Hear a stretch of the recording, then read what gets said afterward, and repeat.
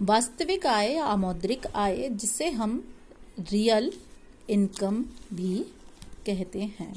अब हम पहले आते हैं मनी इनकम। मनी इनकम जैसे आप सभी से परिचित हैं, आप सभी जानते हैं कि मौद्रिक आय क्या है। मौद्रिक आय जो भी हम कार्य करते हैं उसके बदले में जो पैसे हमें प्राप्त होते हैं वो मौद्रिक आय कहलाती है। जैसे साप्ताहिक, मासिक आदि में प्राप्त होती है।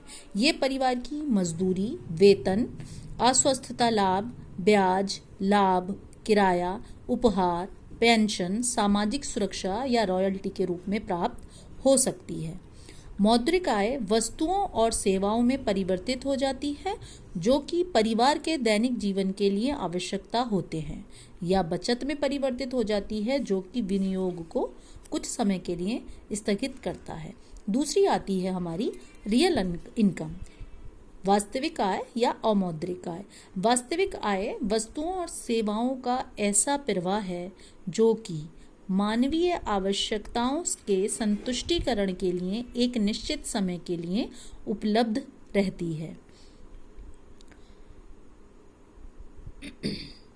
वास्तविक आय के दो प्रकार होते हैं, प्रत्यक्ष आय और अप्रत्यक्ष आय। रियल इनकम के दो टाइप्स आपके आ गए हैं, डायरेक्ट इनकम और इनडायरेक्ट इनकम। डायरेक्ट इनकम आपकी प्रत्यक्ष आय हो गई, वो जो वस्तुओं और सेवाओं को सम्मिलित किया जाता है जो पारिवारिक सदस्यों को बिना धन के उपयोग से प्राप्त होती हैं।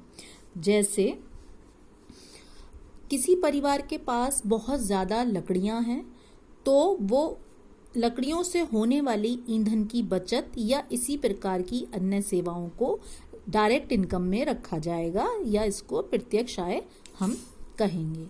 इन सेवाओं में उन गृहिणियों की सेवाएं जो कि परिवार के सदस्यों की देखभाल करती हैं, जैसे भोजन बनाना, घर साफ करना, इसी प्रकार अन्य परिवार के सदस्यों की सेवाएं, जैसे पिता यदि कार सुधारता है, पुत्र लॉन काटता है, पुत्री घर में धुलाई कार्य करती है, तो इससे जो बचत होती है, यानी हम इन कार्यों के लिए आमतौर पर कोई एक मेड रखते हैं और उनको हम ये पैसा देते हैं, लेकिन जब ये कार्य हम स्वयं करते हैं तो उस कार्य से की गई बचत को ही हम डायरेक्ट इनकम कहते हैं। अब हमारी आती है इनडायरेक्ट इनकम। इनडायरेक्ट इनकम हमारी है कि प्रत्यक्ष आय के अंतर्गत वह वस्तुएं और सेवाएं आती हैं जो कि परिवार को किसी चीज के बदले में, मुद्रा के बदले में ही प्राप्त होती हैं। धन के द्वारा खरीदी जाने वाली वस्तुएं सिगरेट से कार तक और नौकर से विशेषज्ञ चिकित्सक तक की सेवा इसमें सम्मिलित होती है।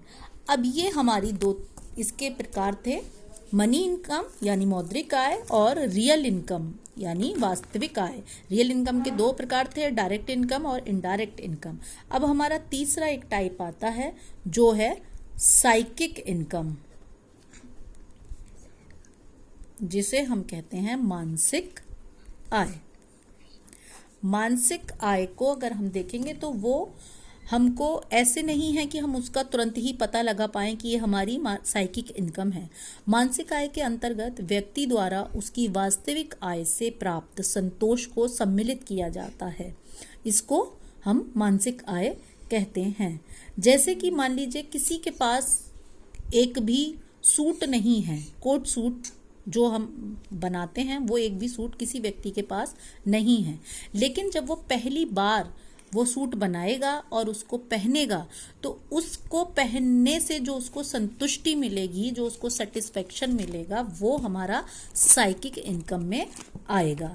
ये हमारी जो टॉपिक था वो आय था, और मैं समझती हूँ कि ये सब आपको अच्छी तरीके से समझ आ गया होगा।